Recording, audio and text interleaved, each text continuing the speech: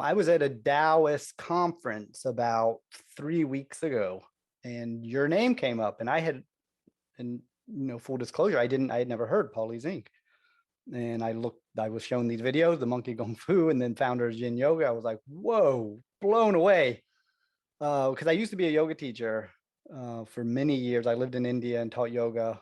I But the see. Yeah, but the yin stuff I think didn't I wasn't that wasn't on my radar. I heard of it, but I was sort of moving out of the yoga world at that time. Mhm. But I have a martial arts background. I grew up in studying martial arts.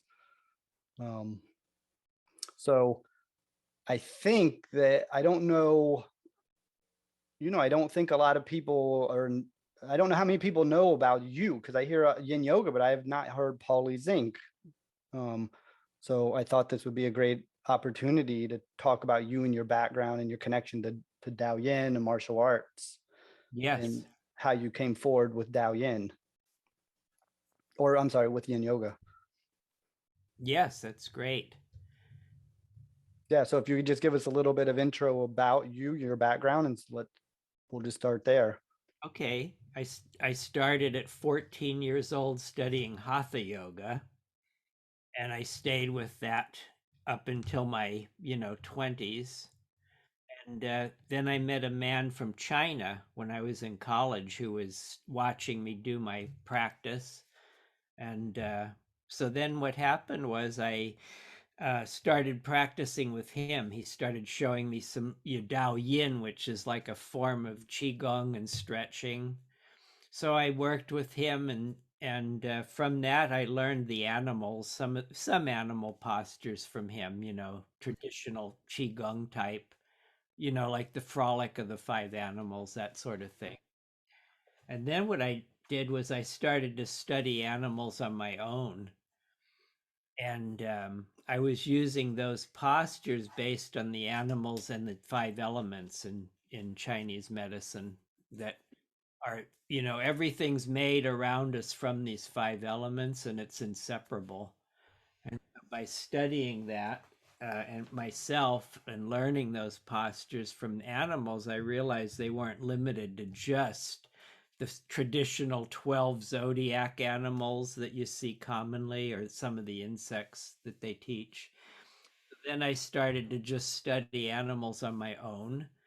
And from that, at the same time, when I was 16, I also was taking kung fu classes. I did that for several years until I met my teacher, and then he started teaching me kung fu in addition to the qigong and Taoist yoga. He called it Taoist yoga, which was really meant qigong. And so then, when I was studying with him over 10 years, I was with him studying. I realized that I liked doing the yoga more for health rather than the martial part of everything. So I was teaching a group of students. He wanted me to teach students. So I had a small group of students that would come in. And then what I really did was I made everybody do an hour of yoga first before the martial arts class. So that was like the foundation, which normal martial arts classes, you just do some warm ups for like 10 minutes. Then you go right into forms or movement. So my class, I had a lot of these big, strong muscle guys that were really macho. But I said, if you want to study with me, you have to do the first part is the hour of the yoga. Most of them were like a -10 if you look at hatha yoga beginner levels. They were so stiff and so muscle bound, a lot of them. So I said, we're going to do this. And so I started having people sitting there and holding postures for like 5 minutes of posture or more, even in some cases. But they'd sit there. Then I'd say, now we're going to change. And then I'd have them change to the next posture. And it might have been based on a tree, or it might have been based on the frog or the lizard or some posture that I was giving them. And I started to incorporate the holding of postures so they could grow into the ability to do like a level one posture. And so then by doing that, it helped them really get flexible, and they got better and better and better as they did that. And at the Mhm. same time, I had some students coming in who started to go out and teach that way. Uh, and the thing about the holding postures that I was teaching and the Chinese philosophy that went along with it, it was really not super popular in the 80s because mostly it was all Indian yoga schools everywhere in Los Angeles where I was grew up. So it was all Indian, but then eventually I started to teach at some of the yoga schools, but I my classes were really small. That wasn't real popular at that Mhm. time. And that now it's become very popular. But at the time, Indian was the only kind of yoga people thought about. Yeah. And nowadays there's so many types of yoga. Yeah. It almost is when you say yoga, you don't know what you're getting these days. Right, there's so Ev- many different styles, and it all really comes from one or two masters in India, but then all these new styles keep coming up, Yeah. eclectic styles, and people making up their own style. Yeah. What's your thoughts on that? I think it's if you can create something, you're an artist, so that's important, rather Hmm. than maintaining one form of something that's for somebody else. So when I did hatha yoga for years, the thing I did was the sun salutations were the same every time. So what I did was I started to completely change them around and do them my way. And people would say, "Oh, you're doing it wrong." But to me, it felt like the flow was coming better for me. And the same in the martial arts when I was doing it, people say you're doing it wrong because it's not the exact way the master does it. And so then for me, though, I said if it's somebody else's art form, I don't want to do it that way exactly. I want to make it my own art form and contribute, put something into the art that wasn't there before. If you can put something of yourself, your heart and soul into something, then it becomes your art form rather than somebody else's that you're just keeping. It's good to keep a form for somebody like the sun salutation or the Tai Chi form that the master had originally. That's good to maintain it. So you keep it and you can say this is the master's way he did it. But that's not your way necessarily because that's not your art. If you make it your art, you're going to have something with your self expression that will come through and bring it a different form of energy to it. It'll breathe a different life into it.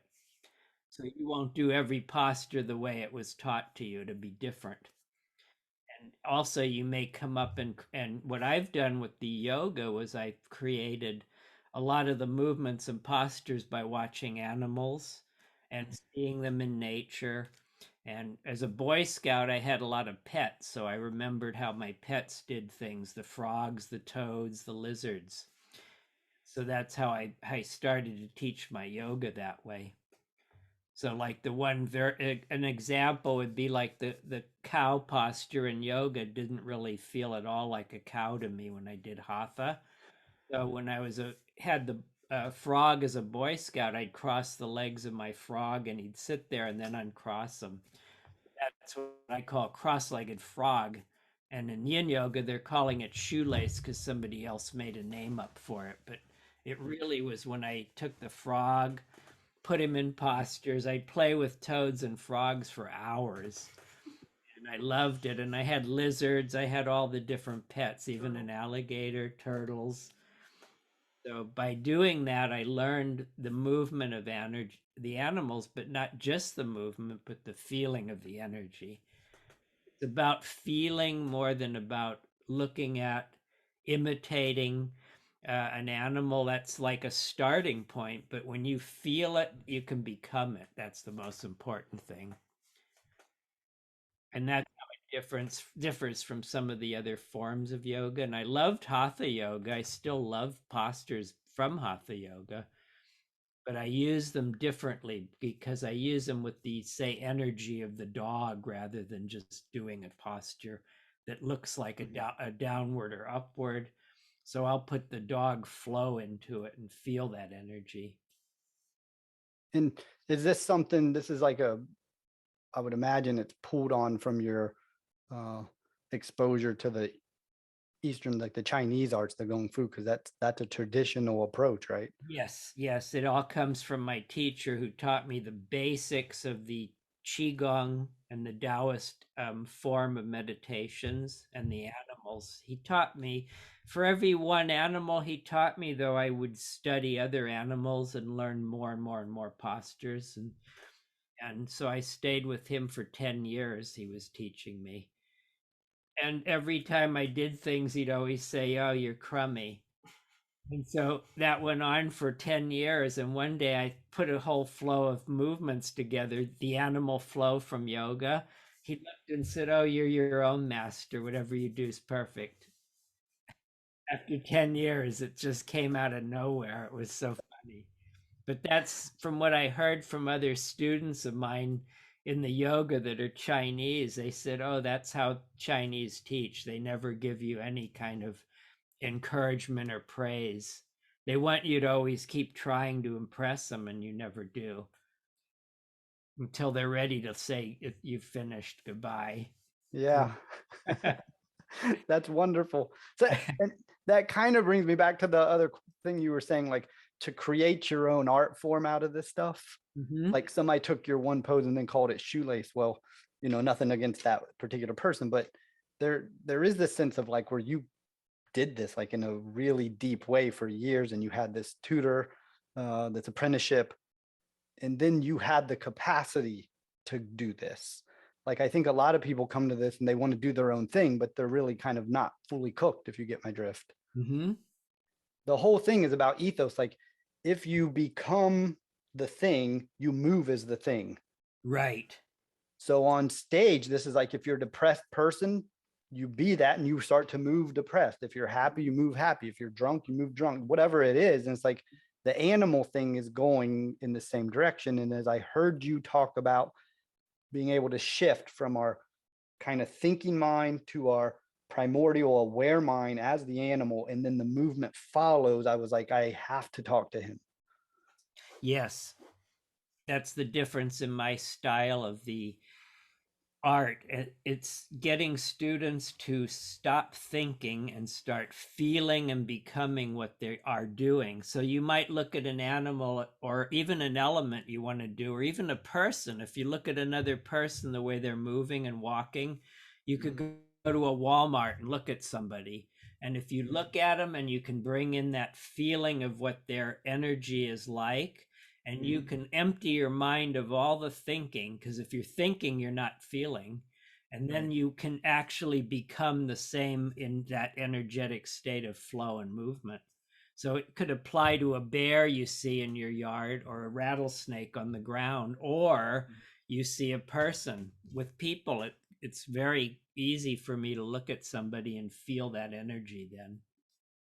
And you got to come out of your thinking mind and not think at all, but completely go. It's almost like you'll go into a state of a trance where you just feel and become that person, say. So it's similar. I've had students that did acting, and they said it's similar to some of the things they learned in acting, about becoming what you're doing rather than imitating what you're doing. But I don't really, I've never studied acting, but I think this could be applied to actors. Actors would be good at something like this, as far as feeling and becoming, say, an animal or an element or a deer or whatever you're working. But the reason it's done that way is because it goes back to the roots of the shamans in China that were the healers. They lived in the caves, and what they did was the shamans would teach people breathing exercises and getting out of the thinking mind and feeling and looking at animals for energetic healing. So they'd look at a deer for energetic healing of the kidney and water energy, or a turtle. They would look at things and have people actually hold a turtle or look at it, or a frog or a toad or a lizard. And then what they do is they'd say, you bring that energy into you and become that. And so the shamans were the healers, and they taught people that type of way of doing things. And it's important because when you do your yoga, if you're just doing it mechanically, it's still good and helps people. But when I did the hatha, I felt that it was all mechanical. Breathing, this posture is exactly like this way, like a Mhm. fly would be, and they just hold the posture. I never felt the energy of the animals or the elements, but I loved the hatha. But then I did the hatha my style later. Like now, I'll still teach people the traditional stuff if they want to see one, but it's done a lot differently. And then my one of my students from India, this woman told me that I was like her father, that was an old Indian master, and he did Mhm. everything the way I move. And she said everybody in modern yoga says that's wrong, not the right way, but he was the master. So the real masters were the ones that were actually in India. The real masters were the ones sitting around stoned with pot, and they'd sit around, smoking their pot, and then they'd do postures, and nobody could say these guys weren't doing it right because they were better than everybody else. They had the skill, but you get a modern yoga school teacher that learns this thing where they, take a course and come out of a course and they don't have as much skill. So that they see the master walk in, they'll say, "You're doing it wrong." And yet he's much better and he feels and embodies what he's doing. That's right. And so that's interesting because it's like, well, the goal seems to have been changed. Like now the goal is like fitness, but the Mhm. sadhu sitting around, the goal was not fitness. And I think like these Chinese shamans, as you're saying as well, it's this sense of interconnectedness with the environment or the Tao or Right, whatever. In Buddhism, we say emptiness or interconnectedness, but it's the same principle that we're after, not right. a physical posture, but we can use these things. But if our mind is fitness, it's going to take us in the fitness way. Right. It becomes a mechanical endeavor then for Mhm. people. When you see them going to fitness work, they become metal energy like a robot. Oh, The yes. way people work out, if you've ever watched the workouts in a gym, people's mindset becomes, it may be because they're embodying all the metal around them too. But in a gym, if I walk into a gym, I don't do any gym work. I do it all myself on a floor. But I used to teach some workshops when I'd travel. We had this one yoga room that was part of a gymnasium. So the class would have to go through the gym to get to the yoga room, and going through you see everybody with their workout machines and iron pumping, and it's totally, you see how rigid, and everybody becomes real metal with the weights and the machines, and so it's mechanistic, very mechanistic. And I used to get a kick out of that because as I walked through, I started to feel like I was a robot walking through. I got metallized just for a second as I went through. Just by looking, it made me feel like that, firming up. Then when I got to the yoga room, I said to everybody, relax and just start doing the breathing. Becoming water, be like water and become soft. But it's fitness is good. You need muscle tone and you need strength for movement and flow because animals have strength. So we need strength, but we also need the ability to be soft and flowing and become water or become metal. Metal is like when you take water and give birth to the metal energy, you become like a block of ice, so, a solid, very solid. And then from that block of ice, it yields to the warm element of fire. And then you become just like water and flow again. The way a deer can jump 6 feet over a fence, first they need to have water, softness for that ability to give birth to what's called the wood energy, where you expand like a spring and jump. Say the frog is the same. You have the frog that's very relaxed, and you get a big bullfrog from Africa and you put him on the ground and he's soft as water when you're holding him. And then you touch his butt, and when he jumps, he'll go 15 feet across the room. So if somebody's in front of him, it'd be like getting hit by a punch in the gut. They double over in pain. but the frog is soft as water, and then when he expands, giving Mhm. birth to wood, that's the same as like a spring, or like a way a bow and arrow works. When you let go of it, it snaps, you know. So that form of energy is there. So the five energies just keep interchanging, and we're Mhm. made of those, but everything around us is, whether it's an animal, a rock, the ground, the tree, the water, everything's may physically be the element of water, but the Mhm. water element exists in everything around us, because out of the yin and yang, from yin and yang manifested the five transforming energies, which is the five elements, they're called. And when you can't separate yin and yang, so yin and yang, the term yin yoga is more like a term that a student of a student made up at one time, and it really, uh, in the real way, the masters would just say it's everything. We're Yeah. doing something that's part of everything, but they give it Mhm. a name for it to make it, you know, something catchy for people to see.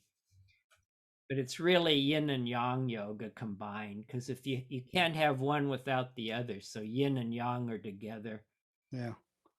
Well, and it sound like you started off with a lot of students who were too muscular. Maybe you emphasize more of the softer aspect I did emphasize more softer at the time, and then that's how it started to become known as the in yoga.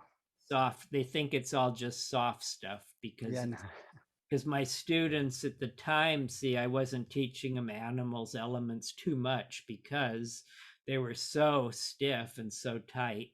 They Yeah. needed to really just sit there and start, you know, learning to get flexible. So I Yeah. just had them do meditations like empty your mind and just feel this posture. That's, and then what happened was, sometimes I've had one student who said he was there for about a year, and then he left and said, I know everything Paulie knows. So that was Paul Grilly that popularized the yin yoga. And then his student is a woman named Sarah Powers, and she learned from him, and she started calling it yin yoga then, or because it would be catchier for people to, you know, make it like a trendy thing. So it came actually from Paul, taught her, but he was with me for less than maybe a year at the most. But then he left and said, I know everything Paulie knows. So um, then, but he only learned like the first 20 moves or something, 25 moves, say. So he was good at, that's a good starting point for beginners. But a lot of people unfortunately think that that's the whole art. And in reality, that's like just for the first starting point when you learn yoga. Yeah. And this is what I was referring to earlier. It's like even a year, I think for a lot of people go, oh my gosh, that's a whole year. Was like, there's so many people running around teaching that don't really have the kind of background of 10 years training with a teacher, an authentic teacher, and then signs off, Mhm. you've got this. It's like, that lineage. I think there's a breakdown of that in favor of marketing. Yes, the marketing. A lot of these people got good marketing. They have a lot of money to spend for the marketing, Yeah. and that's what it takes to get really up there a lot of times. Hmm. And you have a complicated, this is a systematic, complicated, in-depth kind of learning. It's like that's not easy to put a name on. Like you Hmm. said, Yeah. this requires a kind of commitment by the student, and it becomes your life really. Hmm. And you have to be willing to develop certain virtues, patience, longevity, to stay with it over and over until you are ready. Then you have to have some trust in the teacher. But I think, when we got so many unqualified teachers, Hmm. it just keeps reproducing less and less every year. Yeah, and that's why I have so few students coming, I believe, because now everybody wants something really quick and easy, Yeah. super easy stuff. And my stuff's more involved and it's much more difficult to do. So Mhm. I get people that are really devoted students that are interested in learning and growing and doing harder things. but like the transitions and the flows are as important as the actual posture. So the transitions from the postures, the unseen, is the most important to me. That's what some of the old Indian masters said too at one time. It's what you don't see that's the most important. But today people just want to learn something real easy. So the yin yoga is really popular, but it's the very easy stuff.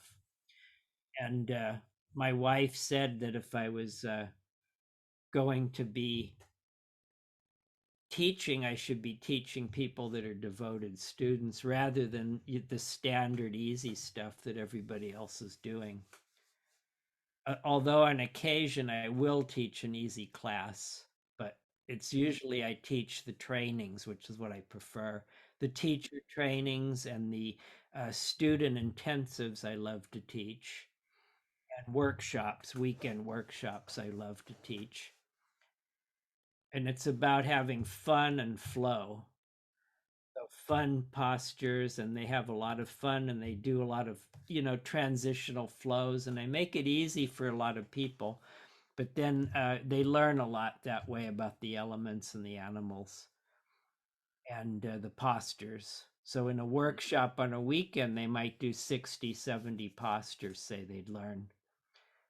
And sometimes even more than that, maybe up to 100. But I'll have them do all different types of postures and variations. But in addition to learning each posture, they learn how the flow comes out of one. Because when you come out of a posture, it should be with a flow that goes to something else naturally. Yeah. The way a frog would just get up from its position and move to the next, say. Yeah. Um, so many questions. So the way you studied with your teacher, so the apprenticeship you went through, from what I can read, is what I've read about, is it was very rigorous. Very rigorous. And this is not, have you adopted this as a teacher? Have you left things out? Have you kept things? Like, what's the same and what's different from what you went through? What I've done originally when he wanted me to teach, I would teach students the same way he did, really hard, really, really rigid and hard. Mm-hmm. So I did that, but I'd have like every time I'd get 3, 4 people coming to class, I'd lose half of them. Yeah. My class would always be getting smaller and smaller. And then it wasn't until I met Maria where she said to me that if you were actually making it more fun and encouraging, people would come more. So then I stopped being as hard with my students. But with the martial arts students, the hardest part was everybody so used to being really rigid and being under command. So even then, it was still not as fun, but it was better. I got to where I had several women that were doing really well in my classes.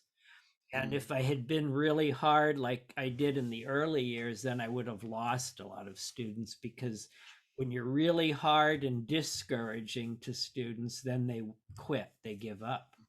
So if you're encouraging, you could actually have a student that will blossom into somebody great, which I've had a lot of good students over the years that have done that. But if I taught the way my teacher did, I wouldn't have any students. And he told me he didn't want any students. And the old masters, they didn't want students, really. So they tried to drive everybody away, and they hoped that maybe one person that could stick it out for 10 years would be the one they'd keep. Yeah. They were the opposite in thinking. They didn't want to, they weren't in it to make any living. Right. Yeah. Big difference culturally. So when you say hard, when you're talking right now, I kind of get this into your meaning, like psychologically difficult. But was Yeah. the physical practice difficult? Like, was it a lot of meditation, standing meditation, or just hard forms, It push-ups? was hard forms. Yeah. Hard forms, a little bit of meditation. The Mhm. standing meditation was the horse, doing the horse stances where you'd be in the horse. Okay. Oh yeah. Okay. Squatting postures like the yoga chair, Yep. and they'd be holding that for a long time. But then I'd have them doing like push ups and calisthenics, Hmm. like like ground rolling and that kind of thing, and really they would be in breaking a lot of sweat from it. And then the forms were pretty hard, so they were doing hard forms. Kung fu forms are hard. Usually they're done fairly hard, you know. And then I'd have the sandbags. They'd be punching the sandbags a lot.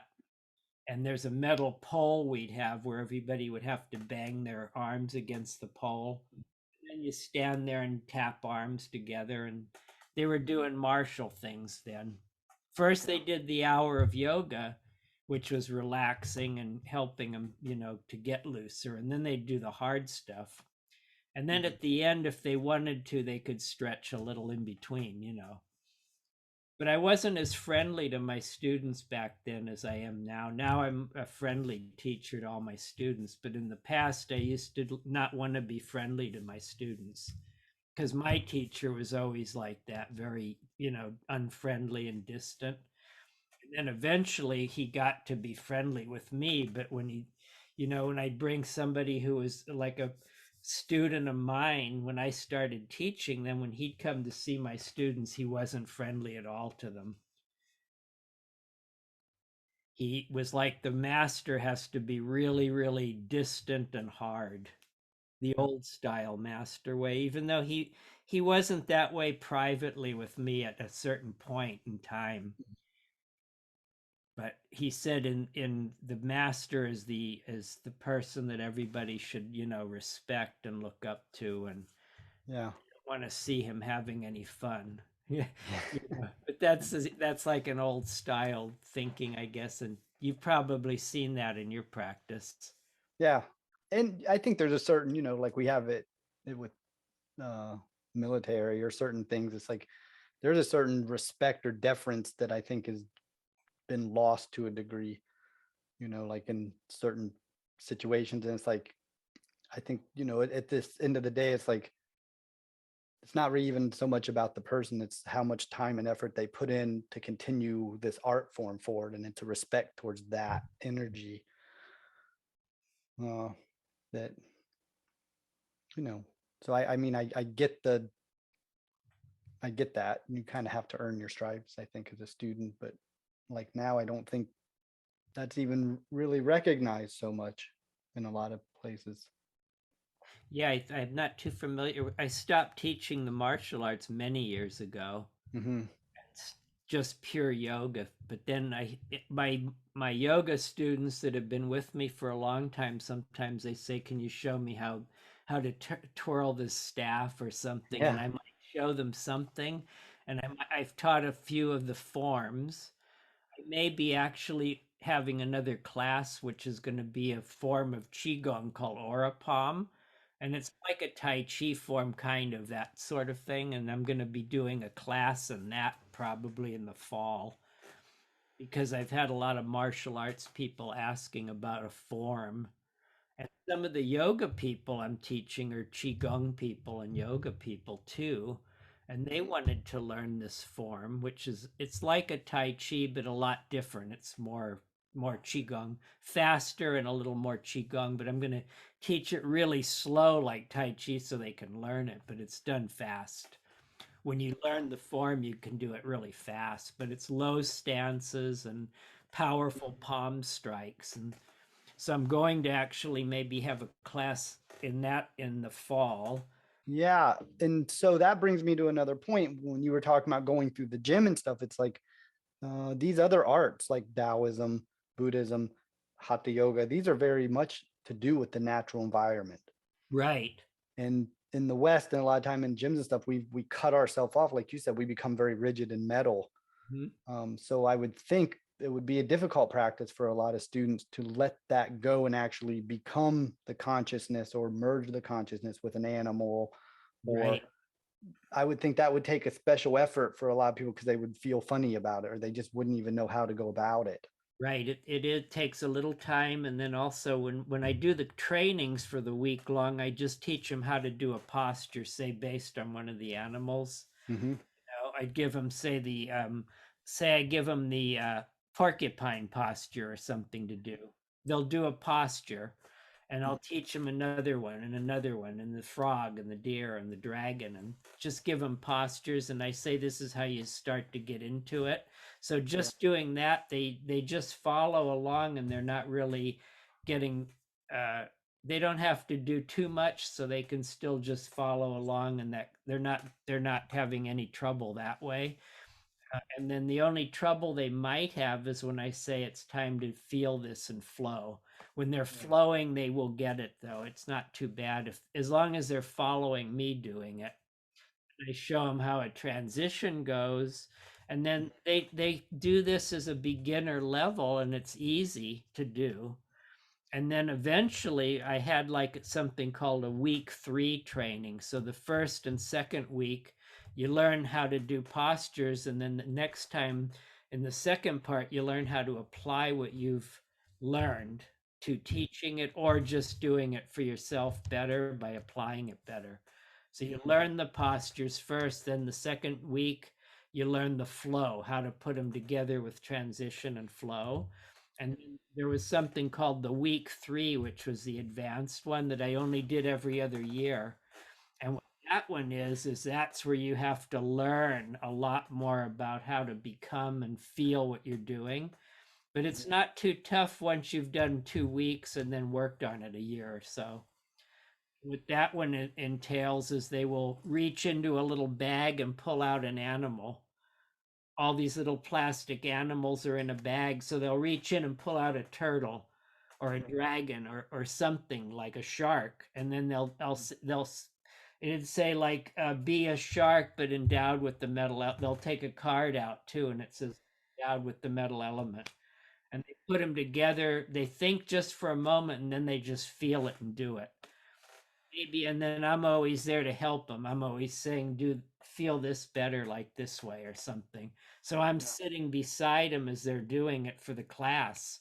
They face the class of people and do each one comes up and takes turns doing these rotations. And that's teaching them to not pre-plan anything but just do it. So the ones that I've taught over the years, when they're teaching classes, they walk in to a class, they kind of feel the energy of the people in the class, then they just start teaching it without any plan. Never, they don't have a sheet of paper with all the plans on it. And the reason that is because when I was teaching at yoga schools, I'd see so many young teachers there. I would have a sheet of paper and they'd follow it. And I would look at a classroom and I'd see that 80%, 90% of the people weren't with that, what's going on. Yet the teacher just keeps it going like a mechanical. It's very mechanical then. So the teacher keeps the class going at that pace, and then they lose half their students. So I always teach everybody that I was training as teachers to teach to 90% of your class. You may not have 100%, but if you have 90% with it, that's what you do, rather than teach just one way and then not be able to adapt. If you can't adapt to teaching your class, then you will be limited because only a small percentage maybe will keep coming or liking what you're doing. And when I taught, it was all levels, level 1, 2, 3. So all at once I would show mostly 1 and 2, and then occasionally I'd throw a 3 in just for them to see it. Maybe one person out of 40 people in the class would be able to do the level 3 posture, say. But I'd throw that in too, so it was called all levels. But I rarely would have somebody go past the 2. But I've occasionally you'll get a couple people in there that can do full splits and things like. Okay, so we talked about the turtle, or we talked about the frog and how it would be like water and relaxed, and then all of a sudden it could spring across the room. Mm-hmm. All right.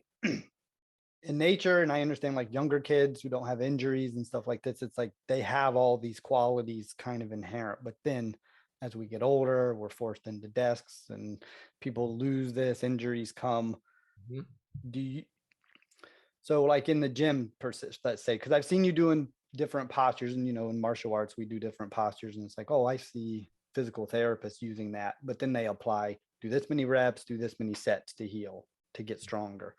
Mm-hmm. I don't think this is the methodology you're using. So if somebody's not up for the task, they don't have the springiness anymore, they've lost it for Mm-hmm. some reason.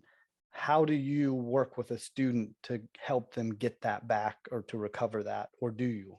I do. It's easy. What they do is they come to the class and I have them do all the fundamental, even if they need their hips to be looser, I still have them do the shoulders, the whole body, total body, not just one area. Yeah. I don't look at people as a part. Like a lot of Yeah. today, people look at everybody as in parts and pieces. So they'll have yoga that says, "Oh, this is yoga for your shoulders." This is and I would excuse me, yoga for the shoulders, say, or lower back. I do the whole body. Everything's done in a class. And so the way they get that flexibility back is by growing, and then they start to be able to flow again as they were as a child. I had people in their 50s and 60s starting, and in 1 year or 2 years, the one lady told me she never was as flexible, even in her 20s. Just after a couple of years, she was doing it better and better and better. Even a 70-year-old woman I was teaching got better and better and better. And she said she never was as flexible as a young woman, even. So it's because they just don't know how to continue to loosen up their tightness. And what happens with our bodies is as we age, as time passes, there's something called the metal energy endowing our body, and we become contracted and tighter and tighter and tighter. So then, if you do the practice of the art properly, it may not be some forms of yoga, but if you do the right type, you will grow, grow, and grow and stay flexible and get more flexible than you were as a child, at least as flexible as you were as a child or a kid. And that can come back just by doing all the different postures, and they're fun postures based on animals and elements. But you grow, and when you grow, then you will flow. But when you tighten up and contract, you can't flow.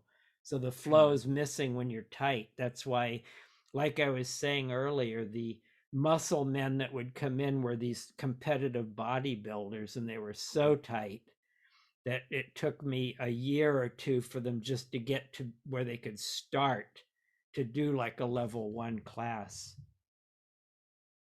And that's how you would regenerate you're regenerating the body by getting it to loosen up, because the more the flow is there of circulation, blood, and chi, then your regeneration is possible for healing. But when everything's tightened up completely, then the chi don't flow, the blood doesn't flow real well. Energetically, you're just too tight. And that's why healing can be for one person faster than for another person. It's also the mindset, what the person does with their thoughts every day and how they live. It will have that effect too. And you're That's why, working on that by becoming animals and stuff like this, getting them right, out of their rigid me kind of point of view. right. And the thing that you can in the art, what's so wonderful about it is if I bring a frog to somebody and have them hold it and work with it, that will be healing and help them. Sure. But to it, I liked Buddhist things too a lot in the past. Alan Watts and all the Buddhist lectures. I love all that stuff too. But I really feel connected more to the Taoist Chinese things. But the Buddhist things are interesting to me. They have good technology. Yeah. But the like in monkey mind, you've heard of monkey mind. In Buddhism, it means somebody's mind that's thinking. In this art, in the Chinese way, monkey mind means empty and feeling like you can respond to whatever's there. So it's the opposite of what the Buddhists say, but some things are similar in Taoism and Buddhism. But the monkey mind in the ancient Taoist practice meant that you are like It's like being a lake that's still and responding only when a pebble's thrown in. So your mind's empty, and that's what helps you feel and become that energy that you're working. So when you do the monkey mind and your empty mind completely, you're opened up to be able to feel the different energies. But if your mind's thinking, then you will not feel the same energetics around you, being part of your environment, blending with your environment. And that's the harder stuff for people to grasp a lot of times. Yeah. And so the monkey mind in Buddhism, they teach that 9 phases of shamatha. So that starts out as the monkey mind, but the 9th stage, the monkey has become tame. Oh, And so now it sounds like the blossoming into the monkey mind you're talking about. right. That's right. Exactly. Starts off as an unruly monkey mind, but then it Uh-huh. becomes a very disciplined monkey mind. I see. It's Yeah. that's great. Yeah. I never learned that part of it, but my teacher would talk about the way an ape is totally with its environment and blended and connected and inseparable. Right. The way we do it is I have everybody working the flow and movement of an animal, and I'm saying feel the wrist as it goes this way for, say, the lizard, the Komodo dragon. Feel the wrist twisting and the fingers relaxed, and as they just feel it and follow along without thinking, but feeling. And I keep saying feel like a Komodo dragon as you're here doing this. Breathe out, breathe in, breathe out, with the you know the way the dragons hiss, and then I have them, when they stop thinking, they grasp it really well. At first, they think too much. Do I do this clockwise or counterclockwise? And they start thinking a bit, which everyone has to do to be able to learn something. But then once you feel it, stop thinking, I say to them, quit thinking and do it. It's like the hand that goes like this, the open and close. If you follow me and do it like this, it's easy. But if you get somebody that writes the mathematics and physics and the anatomy down on a board, really complicated, everybody's in their head. And this is slower to do because they're not feeling it. They're just looking at a board. They're frozen up by the mechanical thoughts in their head. One Paulie's taught a lot of acupuncturist students and acupuncturists, and they're trained in the 5 element theory in acupuncture, the same. That's the foundation of Paulie's alchemy. And they tell him that in the college they would understand it intellectually, but they really didn't get what it was about at all. They could recite it, and they knew the diagrams and the system of all that, but they didn't really feel it until they started doing his art. And then they started feeling the energies coming up in their body, and they realized that this isn't just an intellectual concept. It's somatic, if you'd like to say. When I taught at Yosan, I was teaching the yin yoga class there.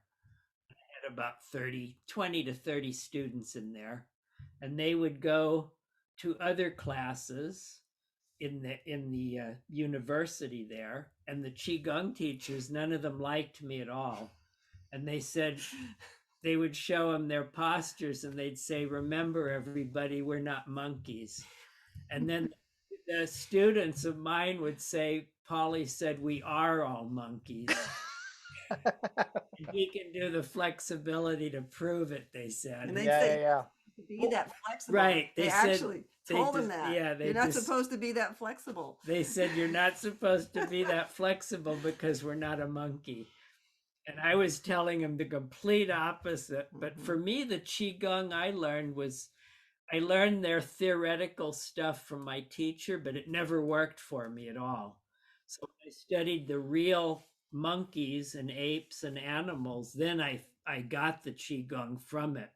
And I noticed they did not freeze up, and they did not think about all those chakras and cauldrons and different names, Nihuan and the brain and all that. They didn't think about that. The monkeys and apes have the qigong mastered, but yet they do it without a manual and without a theory book. They can do it, And so my teacher, when he taught me, he said, I want you to do this. And he showed me for years. And he said, and then I didn't know any of the theory of the 5 elements, but I did it. And then he got this book somewhere from a bookstore, I guess, on the 5 element theory. And he says, oh, if you want to know the theory, here it down. He says you can do it, but you want to know how to say it. There it is. And but I could do it, but not say what this was. That's what the theory is for. It's so that you have a way of talking and expressing what the elements like. Springiness of, say, wood, you can express it if you know that part of the theory. But if you really memorize that theory and think you need it to do it, then you're way off. It's like yoga. The yoga, if you know all the theory, it doesn't mean you can do anything with that theory. A lot of my students that are yoga people with all the theory are still unable to do the flow or the flexibility. And yet they say they know all the theory, but yet I don't know all the theory, and yet I do. You have to be able to do it. It's the most important thing. Because if you do it, that's for your purpose of health and well-being. But to know all that in your head doesn't make it better. There's Ugananda, as one Indian master once said, there's Ugananda. And it was like, if you don't know it, the student doesn't ask him something and he doesn't know it. He says, Google it, Google it, because he don't even know all of it, you know. So thank you so much. You're welcome. Nice to meet you. Such a pleasure. You too, both of you. Nice to meet you. Okay, All right, take goodbye. care.